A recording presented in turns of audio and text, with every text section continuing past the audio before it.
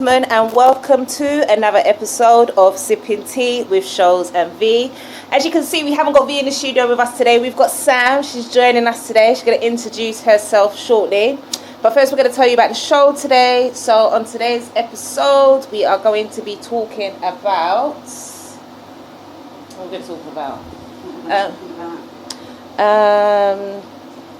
Sorry guys, we're going to be discussing about the recent passing of Rich Homie Quan.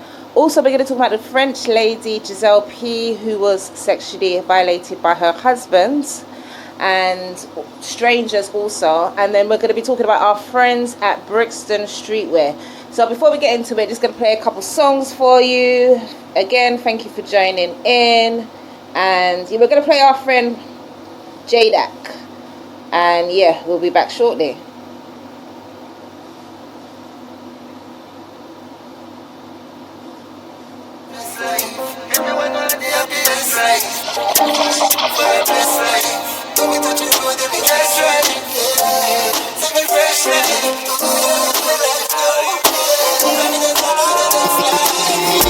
I live a best life. I got taking new Benz and a test drive. Buy a house and me go buy a next ride. Real estate, yes, I got to invest right. Girls on the right and the left side. Chilling with the girls on the west side. Caribbean girls give me the best ride. I'm in love with the center, this is right. We wheel the seas and jet skis. With a couple pretty girls with the best trees. On the regular game of the next week. Oh jeez, them girl I don't want left knees. Couple pack of boots me the left knees. Girl in my belly brace I get squeezed. Give me a go reach and boom, boom.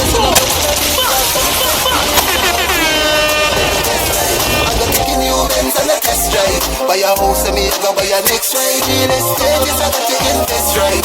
Have girls on the right and the left side. Chilling with the girls on the west side. Caribbean girls give me the best ride. Love it when the center this is right. Me come on the roll so me touch pan it all. Me shirt can get cool, it a brush pan it gold. Money no fi can't fall. Clocks in soul. Friend them strap up like set them up and roll. Girls them see me them out of control. And me them want hold them love for me a roll. Why girl I get soul? Deal with the cool. Ramp on a roll, we are to the road pole. We out here live a best life. Taking new Benz and a test drive. Buy a house and me go buy a next ride. Real estate here come in invest right. Girls on the right and the left side. Chilling with the girls on the west side. Caribbean girls give me the best ride. Love it in the center, the set. Touching on the street, yeah, we roll with the cash. Clothes well wash, everything well match. Nice gold chain with a pretty gold watch. Car we drive in a chip up and patch. Oh, but wine up and leave with the trash. I'm up here for we life, it pop down and crash. Pool party, dress up and bash. Checking at the pool and make a money splash. Flash, me out here live the best life. I got taking new Benz and a test drive. Buy a house and me go buy a next ride. Real estate is I got to invest right. Girls on the right and the left side. Chilling with the girls on the west side. Caribbean girls give me the best ride. Love it on the center, the stairs.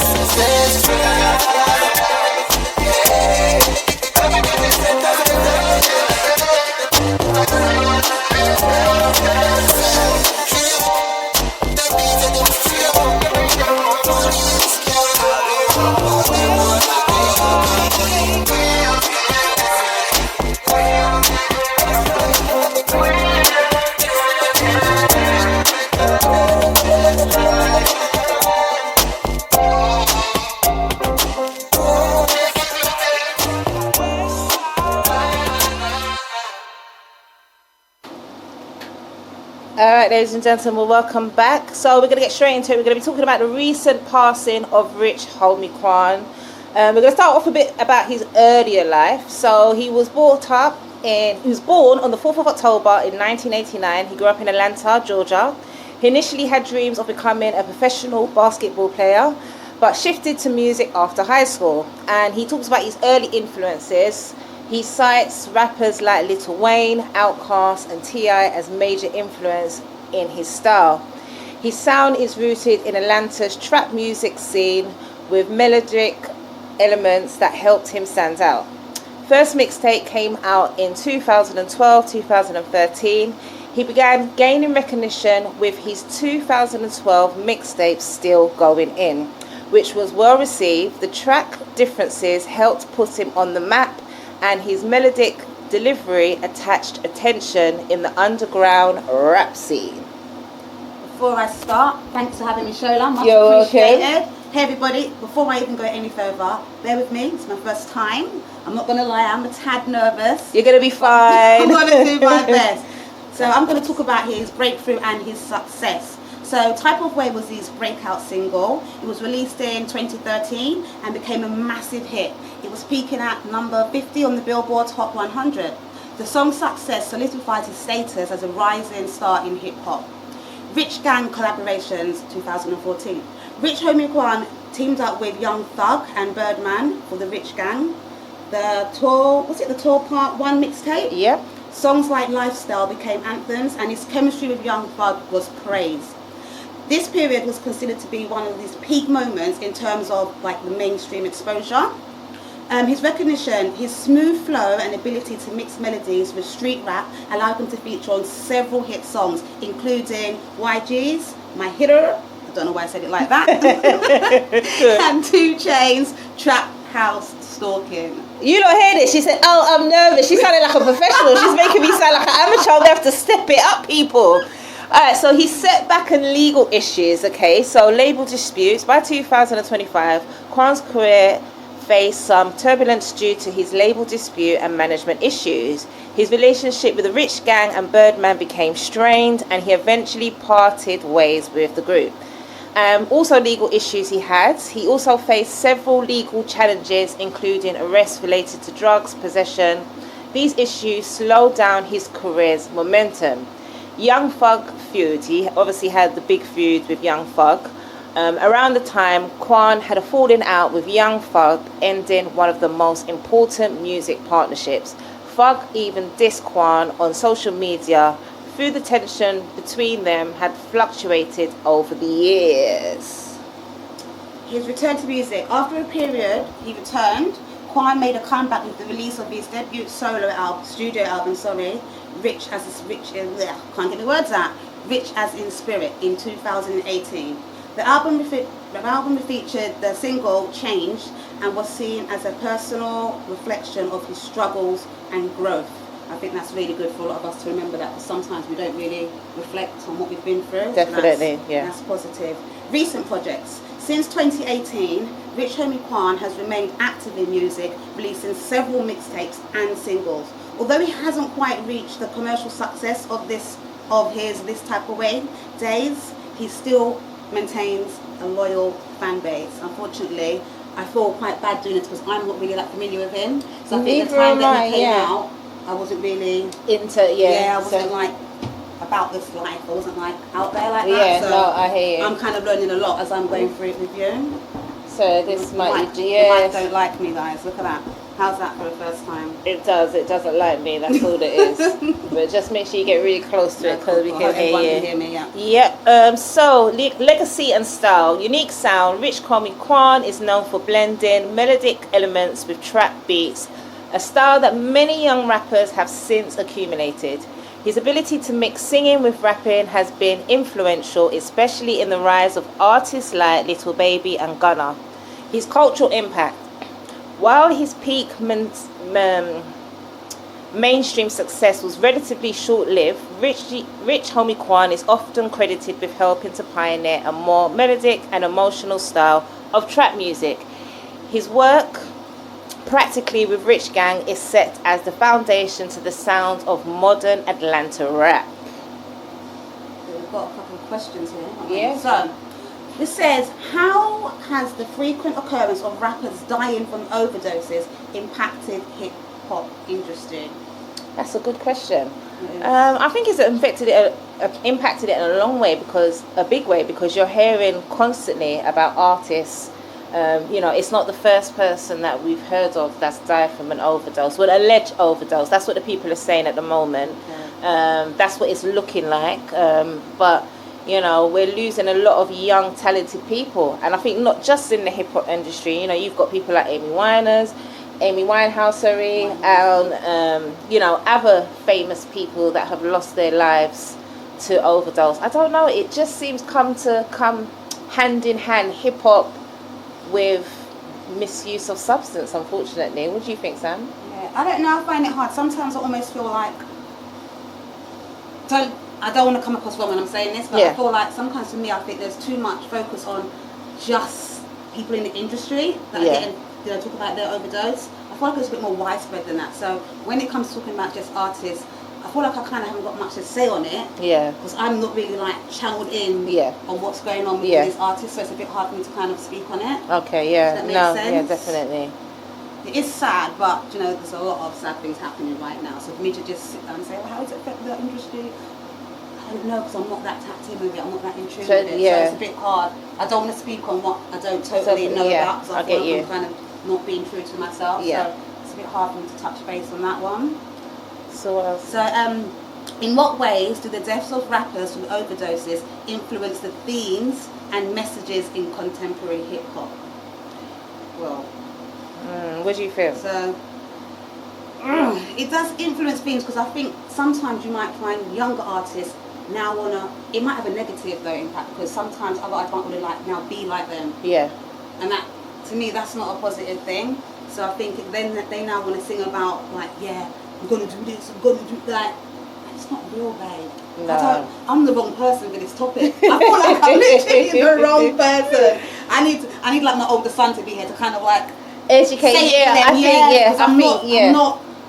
don't want to say I'm not about that life, but I'm not in tune with it, babe. So it's so hard for me to talk on what I'm not fully aware of. Not to say I listen to music, but I've been off of that for I'll say probably 20 odd years. I've not really been focused on music. Yeah. So just coming back around it now, it's kind of hard for me to kind of touch base. And, do you know what I mean? Kind of get too involved with the question. But you've heard of have you heard of the artists like Juice WRLD and some of the other artists that have died? I have no idea who's Juice WRLD. No, listeners, I'm sorry. You must be thinking, why should I look at this woman here? She knows nothing. But I don't know these artists, babe. I'm bloody 47 now. I've been out of it for 20 years, so it's it's hard to kind of give an opinion or a view on it. Do you know what I mean? No, and I think that's facts, and I think that's a lot of older people. We're all in this world. Me and Sam's in the same age bracket. We're in our 40s, and I think that it's kind of more difficult for us to relate because we are not that age group. But I think even with our times, drugs was a part of the culture. It's always been there, and it's always been glamorized. Especially if you're male, and especially if you're an artist and you say you don't do drugs and stuff, people kind of what? You don't, you don't drink. It's all part of the image, drugs, women, it's all part of the package. Definitely. So, and I think as well, the record labels are a big responsibility for this, because they're signing these artists. And they're signing a lot of artists. I'm not saying that people from gangs shouldn't get a chance, but they're signing artists that they know are in war with other people, and they're doing music, and they know that these people are beefing with each other in the songs, but it's making them money, so they don't care. And young people are dying, and a lot of these people that are dying from overdoses as well, a lot of them have got post-traumatic stress disorder, because they've seen their friends being killed. They've been through a lot. They've been through a lot. Cycle almost, isn't it? Yeah, definitely. So it's a bit, it's sad. Okay, so is the glorification of drugs in rap lyrics contributing to the issues, or is it more a reflection of a deeper societal struggle? I think it might be deeper, because what do you think? Say, just glorifying it in lyrics, just because you hear something doesn't necessarily mean you're going to act on it, unless you're kind of vulnerable and weak yourself. So I think it could be deeper than just hearing it in the lyrics. Yeah. Do you know what I mean? Unless, like I say, someone's quite vulnerable, they're easily influenced, then maybe they're going to want to go and do this and going to want to go do that. But I kind of think a lot of the time there could be a deeper issue behind it. Do you know what I mean? And maybe that track might be bringing certain feelings or emotions to life. Yeah. But I think it's deeper embedded than just it being glorified. Yeah, I suppose. Do you think that music kind of influences people and the decisions that they make in life? It can, unfortunately. Yeah. Like I said again, depending on the kind of person that person is.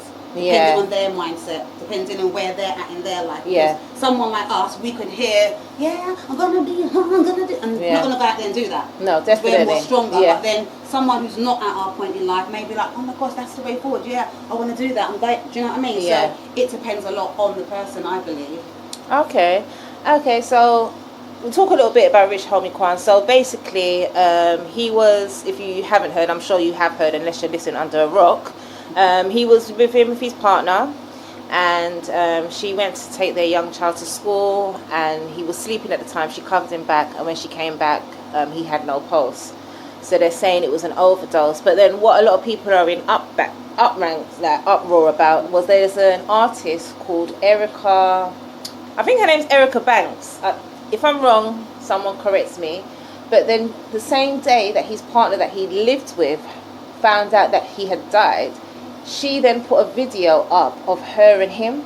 Oh, come on. And so everyone was just saying that it was really insensitive, and it was a really insensitive thing to do. All right, you might have been the side chick, but you didn't have to do it that day. You could have shared it with your personal friends, your loved ones. You didn't have to share it to the world. This woman's grieving. She came home and found the father of her child dead, and you thought it was a good idea to put a video up of you and him. It doesn't actually make any sense, does it? No, it doesn't. So yeah, we send our condolences to Rich Homie Quan and the family and all these fans that are listening. Yeah, so before we go, okay, no, we've got a few more things we're going to talk about in regards to this, and then we're going to move on to our next topic. But now we're going to be talking about specific cases. Sam, you want to share anything? So, we've got some couple of rappers here. So, what do the deaths of rappers like Juice WRLD, sorry I haven't heard of him, I feel so bad. No, it's alright. Mac Miller, actually not heard of him, I feel bad again. And Little Peep, once again, I'm so sorry listeners, but I know you guys out there do. So what do they say about the pressure faced on by these young artists? Like, were there warning signs? Like, were they present in their lives before music and deaths? Did they have any triggers before? Or do you think it's just based on what they've done while they've been in the industry? I don't know. Any listeners out there, you want to send in some views, let us know what you're thinking. Join us on SoundCloud or on Instagram, Facebook and Twitter. Well, X now, it's no more Twitter, is it? No, it is it? Yeah. Don't ask me about social media. Oh Lord, guys, we're gonna have to get her up to date here. Yeah, no. Was there any warning signs that was present in their music? I think a lot of them did talk about death. Okay. They do talk about death and dying young and stuff like that. I think a lot of these people, I don't know. I feel like some of them knew they were gonna go. Like, yeah, yeah. But maybe do you think they knew they was going to go because maybe like what they might have been caught up in, maybe, or yeah, the lifestyle, yeah. And so forth. And do you remember when they was all? I don't know if you remember. They were all taking like the cough medicine. That was like a big thing. Yeah, I think some of them did do it, and I think a few of them actually did die from mixing these prescription cough medicines together and making their own concoctions. So how do you feel like the fans and the community have responded to the overdose of these artists? Because I'm assuming, even though I don't know them, they're all very popular. Yes. So how was like fans, the community, like how are they reacting to this? Well, it seems like they seem to have quite a huge fan base, obviously, and it's quite a young fan base as well. And so I think it's a shame that young people now are growing up with death all around them. I mean, when we grew up, don't get me wrong, people died, but not at the rate I don't feel like they do today. Like, you still, you might have had one or two friends that something might have happened to, but they can count 10, 20 friends that have been murdered or, it's just a sad time for our young people. No, definitely, they're dealing with a lot.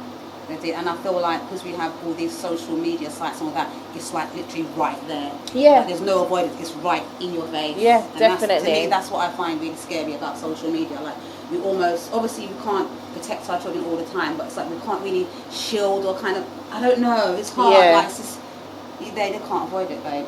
No, and back to what I was saying about the record labels, I think that they do need to take some accountability, and all they're thinking about is sales. They don't care about these young people that they're signing. The more beef, the more arguments, the more problems that it is the more money for them. Yeah, of course. So yeah, it's a bit of a sad state of affair. And what do you think about what role does social media play in perpetuating or discouraging drug use among artists? I think social media plays a huge part because everything is just there. Yeah. Like, literally, they're spoon-fed with this. Here, take this. Look, this is what's happening.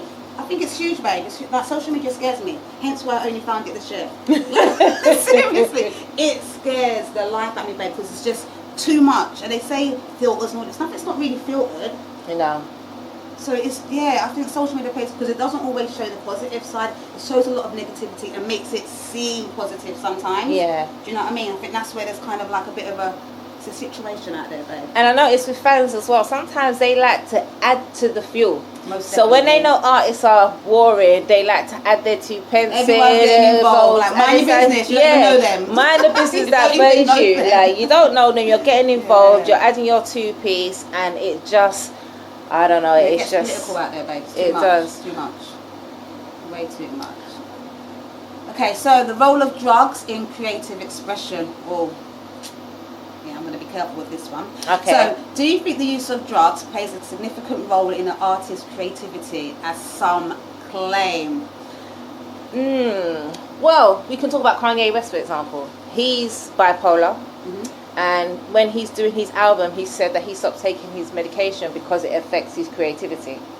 Okay. So you've got that argument, and then you've got people that smoke maybe marijuana, And it smoke helps them. weed, and it helps them to get to a place, you know, where they're more creative. Most definitely. And then you've got people that don't need it. I think it can play. I don't know. If it's something that you've always done, it's all you know. Of course, of course. So it's like, how do you change that? Like, if you smoked weed for 20 years and you know that you've smoked weed and you've done whatever you've done, you've made music and it's been successful, and you're going to think that's... you're going to think Need it, yourself, yeah, you yeah, need but it then now, yeah. I wonder if you stopped, would you still have that same creativity? Yeah. I think you can, because if I kind of vaguely Yeah. speak on experience, not saying too much, Yeah. okay? But obviously, back, many years ago, Yeah. I used to do performing arts. So I used to do the music, I used to do the dance and all that. And I might have indulged, sorry kids, I know you know my life, but I might have indulged in certain things then. And for me, Yeah. that did help my creativity. When I was writing, Yeah. that helped me. So I might have then thought, okay, I need to do that. But Yeah. now I'm at where I'm at. I can still go out and have fun and be creative. I don't smoke, I don't drink, I don't do anything, but I can still have that same energy. Yeah. So I think once again, it kind of depends on the person and where your mindset is. So you if think that- it's an excuse then? I'm not saying it's an excuse, because it Okay. might genuinely help some people, but I'm looking from my experience. I Yeah. thought that, okay, I need this to do what I'm doing, get into my zone. Yeah. But now I realise something, you're just out there and bubbling anyway. You don't actually need that. You've been at me, Shols. Yeah, you I know, that. I yeah. don't need that. I have the energy. I've only Yeah, said 100%. it kind of depends on the person, their mindset. That's what Yeah. I think. Some of you do need it. Some of you might think you need it. Some of you don't need it. Yeah. It could be all over the place. But your testimony that, you know, you used to, but Yeah. then you found that you didn't need that to No, be because your... I'm just a nutcase, listeners. I'm just a through and through nutter. Do you think that your personality's changed since you stopped? Absolutely not. No? I'm still who I am. Yeah. I'm definitely still who I am. I mean, I've been off the set for a bit, but I'm me, babe. People that know me, I'm a nutcase, and I don't think that's ever going to change. Yeah, we love that here. So, alright guys, we're going to play a couple. Sam is a garage head, so we're going to be listening to some garage today, pure garage. And then when we come back, we're going to be talking about the case with Gisele P, the lady whose husband, he was an animal. He was a really disgusting human being. He was sexually abusing his wife while drugging her. So we're going to talk about that afterwards. So next we're going to play a couple songs for you, and then we will be back.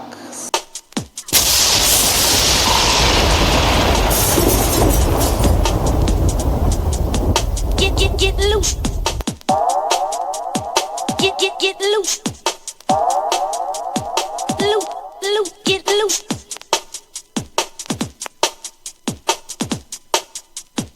On beat. Boom, boom, boom, boom.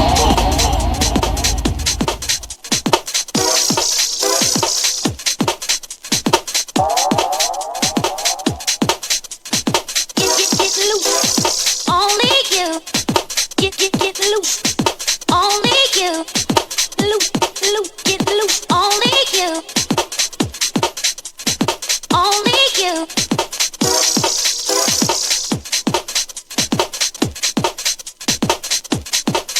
For me, it's only you.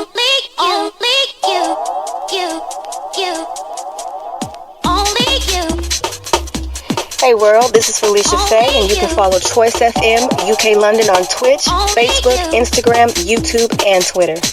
Only you. Only. Only. Only. Only you. Loose, loose, get loose. Get loose.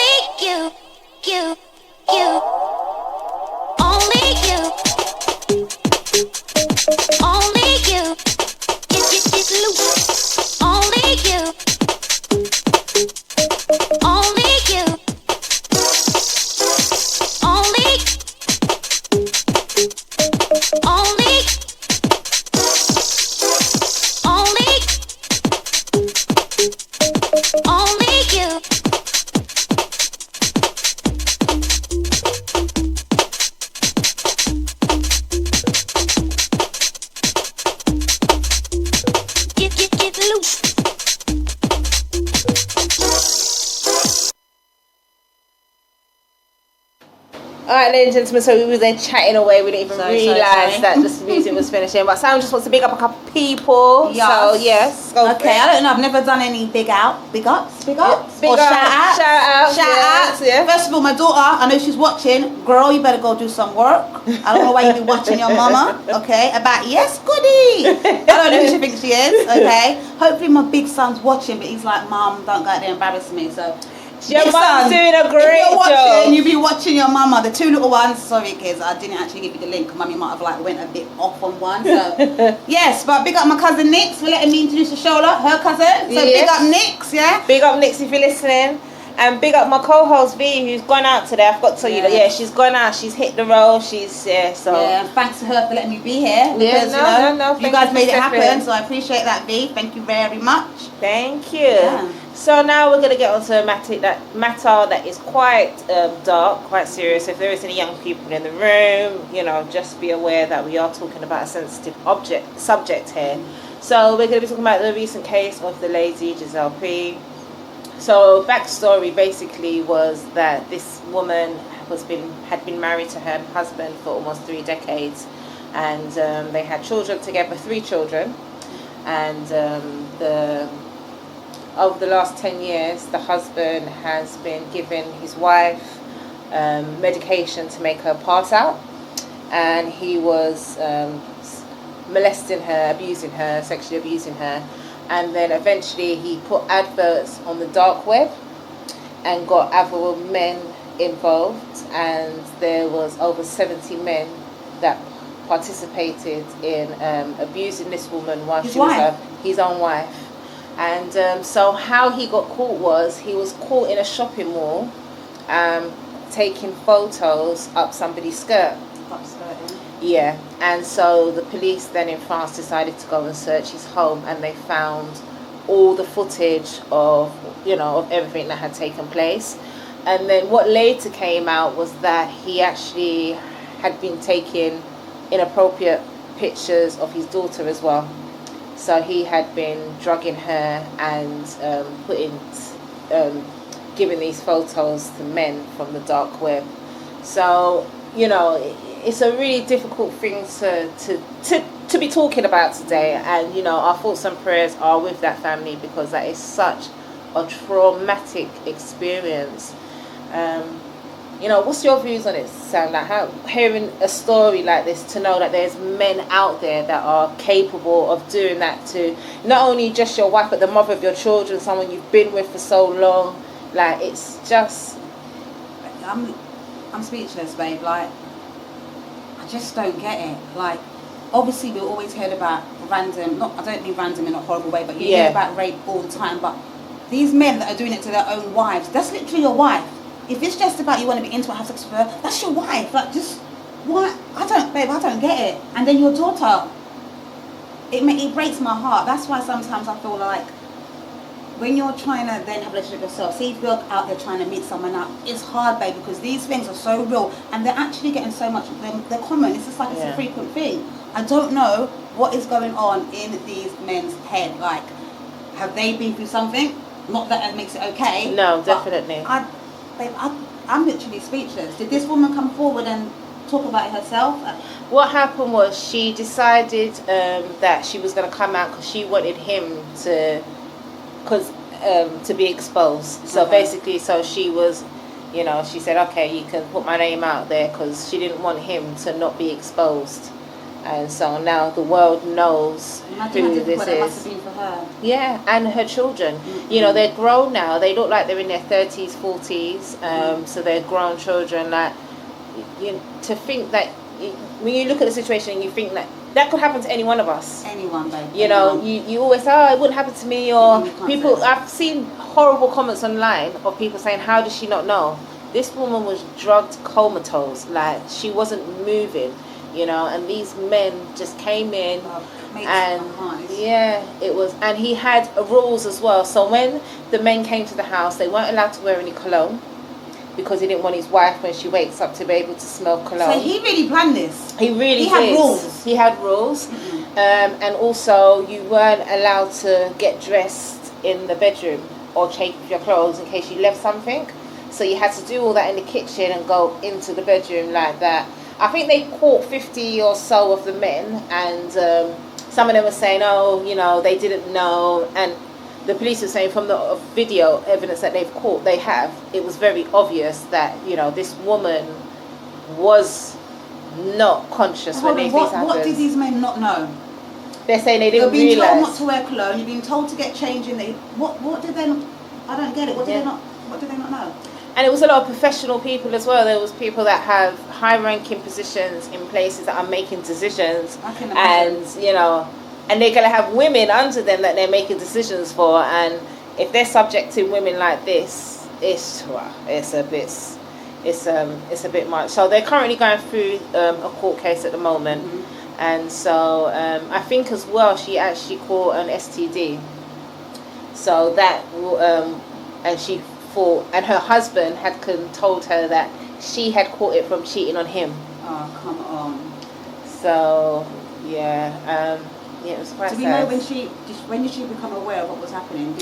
When the police raided the house, because they got permission to raid the house when he was taking pictures up the skirts. So initially she was just talking about the abuse that her husband was doing to her. She had no idea. Oh, not of that either. She had no idea. Absolutely no idea. The police found the tapes and they saw all the stuff on it, so and it all come out. And so apparently as well, another thing that's come to light is that she's been suicidal and she's tried to take her life on quite a few occasions. And you know, I feel sorry for all of them. I feel sorry for her sons as well, because, you know, especially boy children, they love to protect their mother. Of course. They're very protective over their mums, and to know that their dad was violating their mother and their sister the way that they did, it's really sad. It's really sad. But we're going to talk a little bit about some statistics on sexual violence, and we're just going to get into that. We're just going to talk a little bit about it for anyone that needs to hear this. So according to studies, an estimating 1 in 10 women in France have experienced rape or attempted rape in their lifetime. That's a lot. It is a lot. A survey conducted in 2015 by the French National Institute of Statistics and Economic Studies found that 47% of rapes were committed by intimate partners, including husbands. That breaks my heart, babe, because you trust these people. Like, you literally give your life to them. Like, you trust them. I think a lot of them, what it comes down to, not a lot of those type of men that are like that in a way, I think they feel that you're their property, and because you're married to them, like, it doesn't matter if you say no, that you don't want to, you can't say no because you're my wife. Babe, married or not married, no is no. Like, that's no. It. Yeah. No, like, there's no mid ground or no, but no. Said no, look like 100%. So sorry, the same study revealed that many rapes go unreported. I totally understand that. Yeah. You can be scared, babe. I get it. Particularly in cases where the perpetrator is a spouse or known to the victim. So due to fear or shame or social stigma, they don't talk up. And I get it. Like, it's sad, but if you think about in that position, if it was me, I would be scared. Yeah. I'll be scared. Like, I would feel embarrassed. Yeah. You tend to think, is it my fault? And you put the blame on yourself. So it's not nice, but I get the unreported thing. And I think as well, especially if I bring this back to like Caribbean, black culture, African culture, it happens a lot, and you didn't want to bring shame to the family, so a lot of families covered it up. Yeah. Even family members that might know, they'll still be on the hush about it. And that, it's always a big secret. You can't keep these things secret. If you've got family members that are doing things they're not supposed to, you have no shame. It's not you doing it. You need to talk up. We need to start exposing these people. We need to stop covering it. I know of a story. It's a true story. I'm not going to say the connection to me, but I know of someone whose son was molesting their daughter, and instead of getting the police involved, she sent the son to live elsewhere. And for me, you're just putting other children at risk. Yeah, most definitely. Even if it's your own child, like, you've got to just be honest with yourself, because these children that are being abused, or adults, everyone being abused, it's lifelong trauma. It's lifelong trauma. When they say they don't care about women, like, we're not even safe. Like, when you go out at night and you're coming home, like, you're scared. Like, if someone's walking behind you, you might change your speed, you might walk up a little bit or slow down or cross the road. There's so many dangers for women out there, as well for men. And I know there's gang violence and there's all kind of thing, but women are really vulnerable. And do you know what scares me as well? You can't you almost can't stereotype these people, because you don't know what they look like no more. No. You can't say, you cannot tell. It could be a man suited and booted. You don't know who these people are. And that is the worst thing about it. You can't, it's scary, babe. Like, I don't even go out on my own. Like, I was in Croydon the other day, yesterday walking in the night. Babe, as tough as I think I am, I was in Croydon and I was looking around. I grew up in South all my life, but I was walking, looking to make sure, because I didn't feel comfortable. I didn't feel, there was people around, but I still didn't feel comfortable. I just wanted to get out of there, just get to where I need to go and stop walking on the street. I don't like it. Like, it's scary out there. It is. So the Me Too movement, which gained international momentum in 2017, has had a profound impact in France. It encouraged married women to speak out about their experiences with sexual violence, including within their marriages.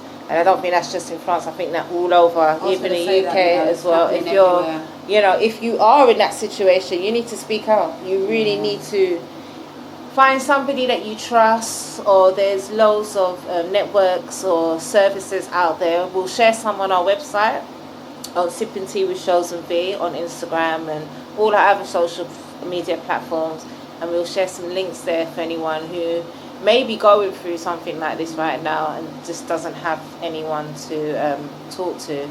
So talk And about. it's hard, you know what hurts me more, because I know that although we're saying speak up, but sometimes if you're a person like me, not that I've been through that, but just speaking about your problems in general, it is so hard, because I'm the kind of person, I could be going through sheer madness, babe, but I'll still see you be smiling, be happy. You'd never know, because I'm not one that kind of like, you know, okay, here's what I'm going through, blah, blah, blah, blah. I kind of feel like it's my problem, I deal with it.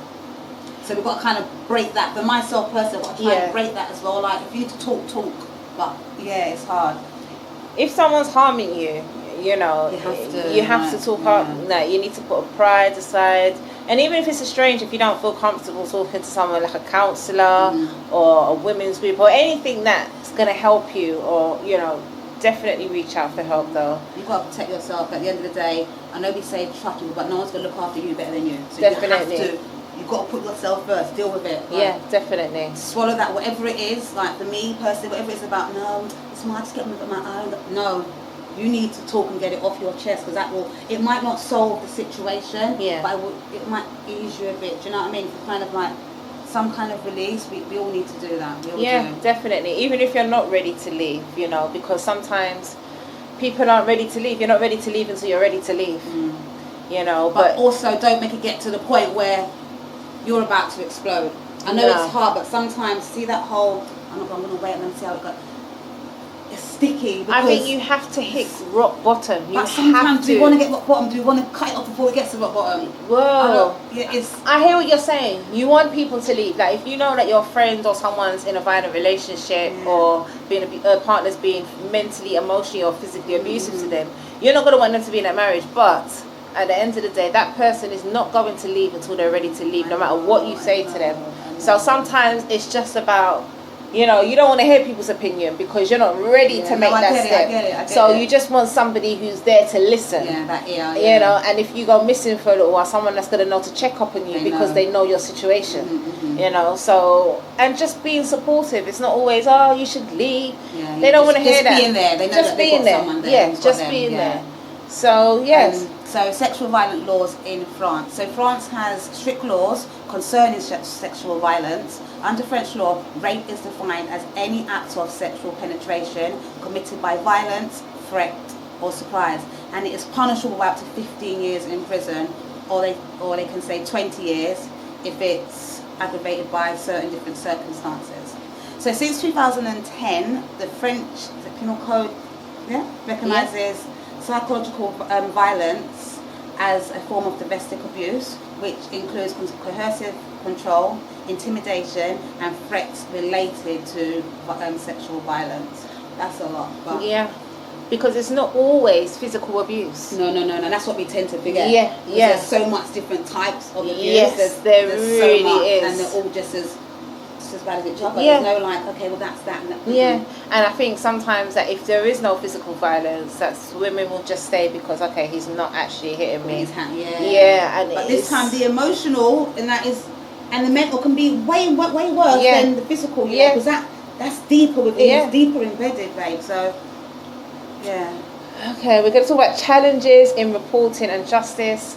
While marital rape is illegal, victims often face significant barriers on coming forward. Many survivors report difficulties in proving consent, especially in cases involving intimate partners. So back to what we was talking about, you know, because it's your partner as well, they feel an entitlement, and then are people going to believe you because that's your partner and that's someone that you normally sleep with willingly. So, you know, a lot of women aren't believed. There are ongoing concerns about how law enforcement and the judicial system handles cases of marital and domestic violence, while calls for better training for police and more robust victim support services. I do want to say though that for the UK we do have Clare's Law. So if you meet a potential partner, once you've been on a couple dates with that partner, you can request from the police for them to do a Clare's Law, to do a check on that individual. You can find out if they have any violent criminal past history.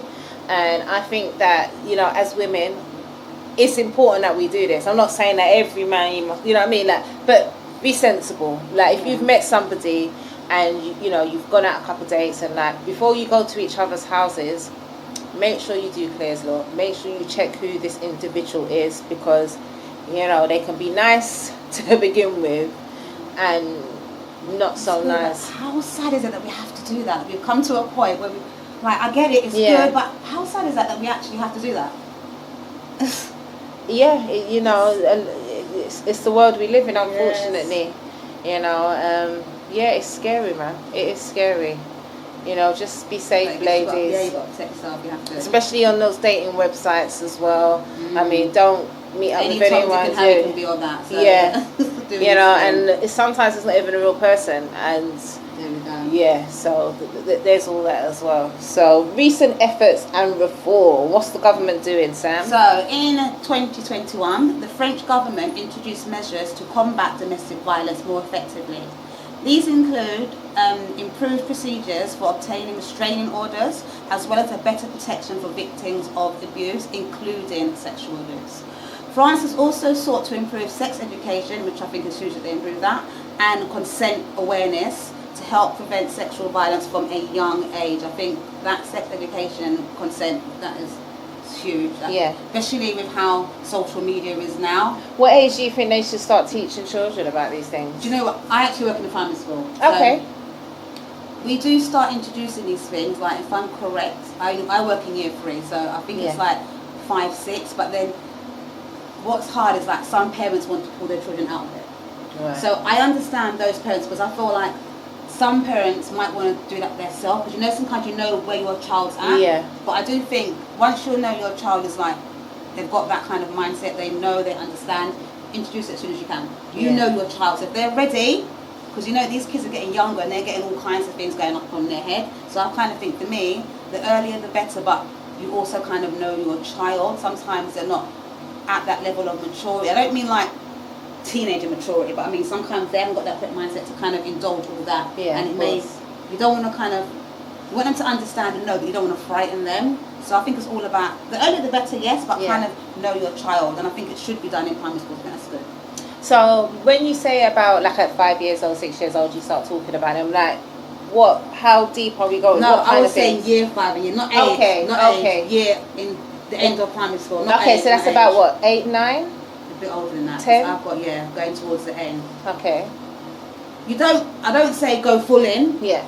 but maybe like basic fundamentals, especially the whole thing of no is no. Yeah. Like, do you know, there's like the basic things to get them through. I'm not saying you want to go all the way, No, definitely but not. just to make them have that awareness. Yeah. Understand that this is yours. Yeah. No, do you not just the basic fundamentals. Do you know And what I mean? think for boy children as well, because sometimes, you know, girls, I've seen like videos on social media where girls, because they've seen a nice looking guy, they've just gone and touched them, you know, and it's just really inappropriate. So it's just about respecting, like you said, You gotta know your boundaries. you've really got to. Put that bubble on that boundary around you. Boys, girls, you have to know. Yeah.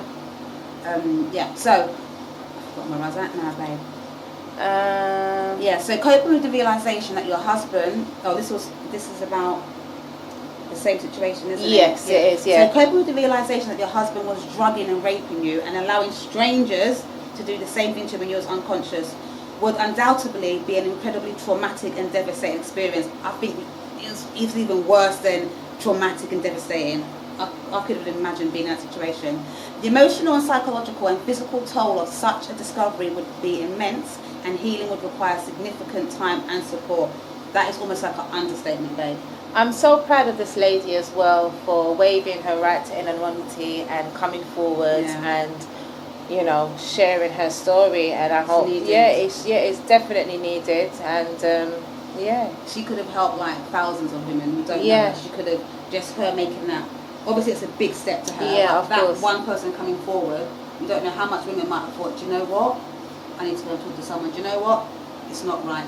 So she's a huge. I take my hat off to her, because she doesn't even know how many women she might have helped. She doesn't even know. Even those that don't need help, just opening that up to like, okay, that is happening. People want to be aware. People can still be living in a time where they think, nah, they won't do that. It won't happen to nobody. But she's brought awareness to it as well, babe. If that was your situation, and then the police came to you and they told you all these things that your husband had been doing, Babe, it's like, I don't know, because you know these things, you don't actually know how you would react unless it happens. Not that I want it to happen to anyone else, no, any of us, definitely not. I can't say how I would react or how I would feel. I can't imagine it, I don't know. I kind of get her suicidal thoughts because Most you've got definitely. these people that, for me, I feel like your body's your temple, and you know all these soul ties, and you've got all these people. Oh gosh. Yeah, done. So yeah, okay. So we're gonna. I think that's it. We're not gonna talk about that anymore because yeah, I think yeah. Oh, hold on. Before we do go, we're gonna talk about safety and stuff like that. So if you are being abused by your partner, please prioritize your safety. Once the abuse is discovered, the immediate steps would be to get to a safe place away from the perpetrator, whether that's staying with friends, family, or a secure shelter, and inform somebody trusted that you trust. Reach out to someone close, such as a family member, a friend, a therapist, to let them know about your situation. Having a support network is critical to navigating such a traumatic revelation. And we've got some advice about legal actions that you should be taking, that you can take as well. So obviously, first of all, you need to report the crime. Yeah. It is a crime. It needs to be reported, okay? So contact law enforcement and report the abuse, okay? Filing a report and gathering evidence is an essential step to ensuring the perpetrator or anyone else involved, it might not be that main person, it could be others involved, okay, are held accountable. Rape, drugging and sexual assault are serious crimes that demand justice. Absolutely. Consider a protective order, okay? To ensure ongoing safety, obtaining a restraining order or a protection order, may be necessary to prevent further contact or harm from the husband or any other individuals. Do not feel this whole thing about, I don't want to go to the police, I don't want to do that. Go, handle your business, go and do it. Doesn't matter, like, handle it, babe, like, get these people away from you ASAP as best as you can. And then we can talk about the emotional and psychological impact and processing the betrayal. One of the most challenging aspects of this situation would be coping with the deep betrayal by someone you trusted, loved, and shared your life with. So it's important to acknowledge the complexities of your emotions that you may feel, from anger, confusion to grief and sadness. And then there's the post-traumatic stress. Many victims of sexual abuse develop symptoms of PTSD, post-traumatic stress disorder, such as nightmares, flashbacks, hypervigilance, emotional numbness. Professional help. Seek professional help, such as a therapist, can help provide tools to navigate these symptoms. And last but not least, guilt and shame. Victims of abuse often grapple with feelings of guilt or self-blame, thinking that they should have noticed or they should have done something different. It's really essential for you to recognize that none of the abuse was your fault, and the perpetrator or perpetrators bear all the responsibility. So again, we will be sharing some details about organizations that you can reach out to. Do you want to talk about So seeking a therapist who specialises in trauma and sexual abuse is one of the most crucial steps in this healing process. They can help you work through your emotional aftermath, process trauma, and help you to develop coping strategies. We need these. Support groups. Connecting with others who have experienced similar situations in support groups for survivors of sexual violence can provide a sense of community and understanding. So, you're going to find your therapist, which is right in the right area that you need it for, and these support groups, talking to people that have been through it, it helps, babe. You might not want to go to your family, you might feel like, they don't understand and what's going on. So these support groups could work for the other people, depends. And then, physical health, medical care. After realising the extent of the abuse, it's important to seek medical attention. This includes checking for physical injuries, potentially exposure to STIs, and ensure that you have overall health, that it's addressed, that your overall health is addressed. Document entries. So if you are being injured, make sure that you decide to pursue legal action. It may be necessary to have physical evidence or documents, including injuries, drug tests, and medical reports. So dealing with it, like loss of the betrayal on that is going to be It's going to be difficult. So processing how someone you trusted could be capable of such atrocities can be disorientating.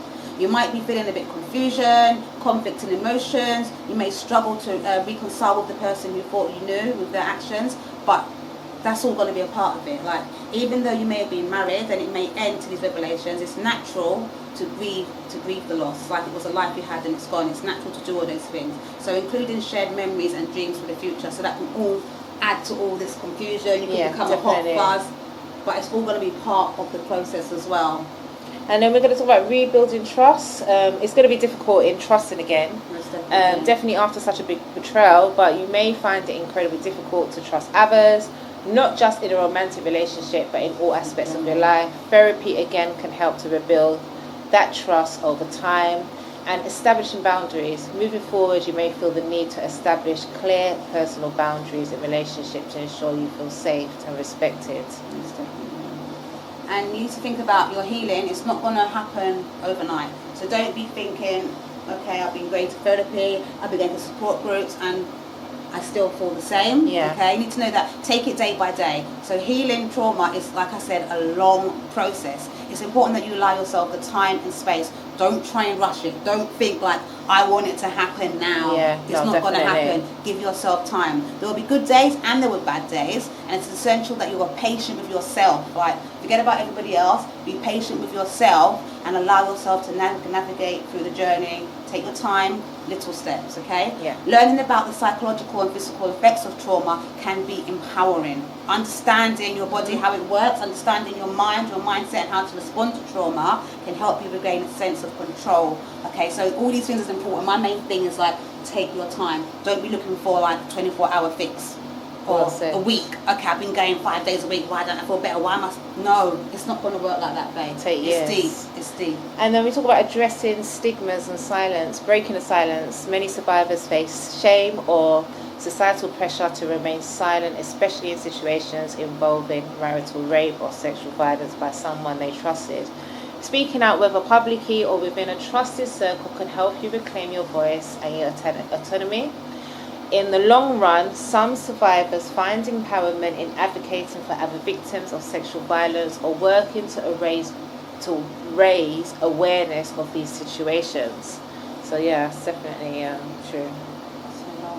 So it's also important that you're going to have to probably reclaim the control over your life, okay? So part of the healing will involve rediscovering your identity outside of the trauma and the relationship.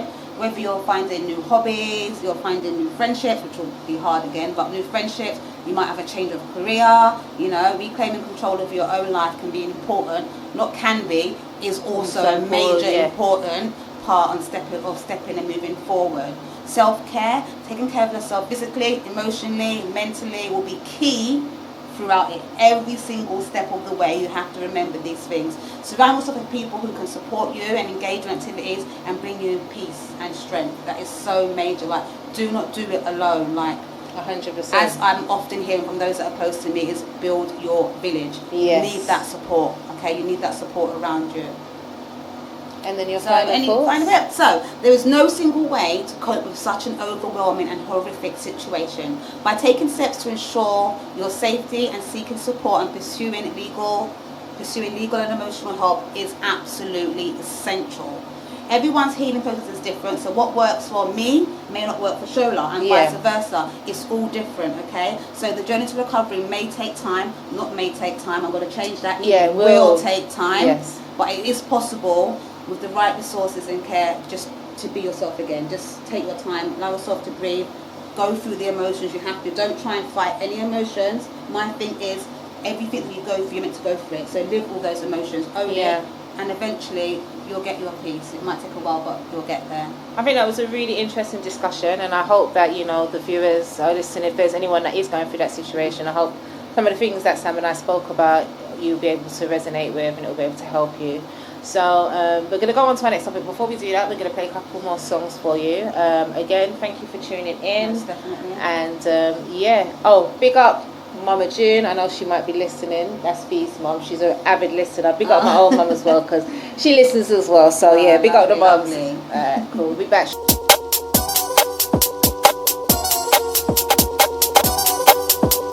Boom!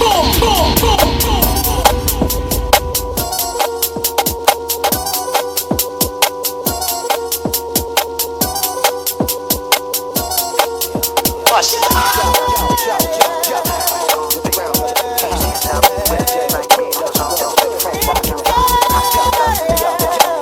is Mario Soul, and whenever you are in the world, you can listen to Choice FM. You know that I like it, think you call me papi, but this is like a baby. I do dance. You know that the nigga can't freak like me. Mommy, tell me one little thing.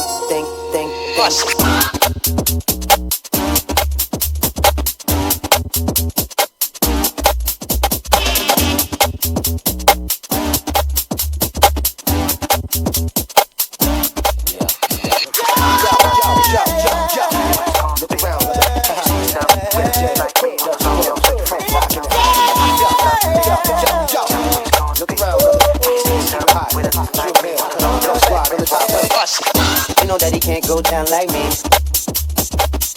You know that the nigga can't freak like me. You know that he can't go down like me. You know that the nigga can't freak like me. The way you wiggle, the way you move your body, you can't make it get wetter than me, but I bet you keep telling you he better than me. The way you wiggle, the way you move your body, you can't make it get wetter than me, but I bet you keep telling you he better than me. You know that he can't go down like me.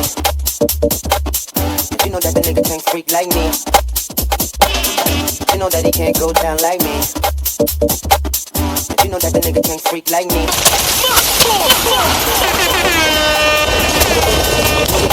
You can't make it get wetter than me, but I bet you keep telling you he better than me. When you wiggle, when you move your body, you can't make it get wetter than me, but I bet you keep telling you he better than me.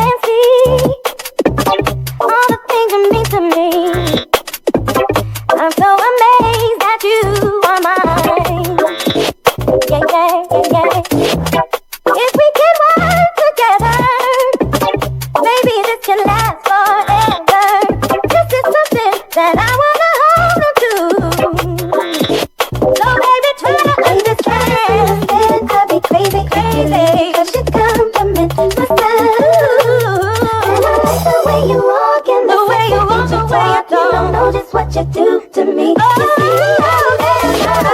never was no love like this before. Love like this before, no. Never had someone to show me love. love. I never had a love like this before. I never knew there was a love like this before. Never knew, never knew. Never had someone to show me love. Love like this. Baby, if you leave, compliment my time. You compliment my time. I like the way you walk and the sexy things you talk. That's what you do to me.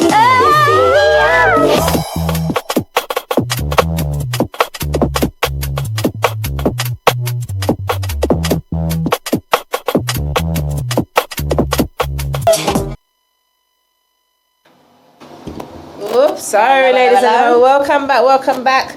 Before we go, just want to thank everyone for listening today. Also want to shout out our friends at Brixton Streetwear. Now, if you don't know, they're going through some legal troubles right now. There's a company in America called Brixton, how rude, have tried to hijack the name and told them they don't want them using the name Brixton. So basically, we're asking you to go and follow Brixton Streetwear on Instagram. They're setting up a GoFundMe to raise some money so they can fight the case. So please support. We had them on. They're great guys. They're doing great stuff for the community, and we support them here at Choice. So big up Brixton Streetwear. We are here with you. All right, one love. And also, I want to thank our co-hosts.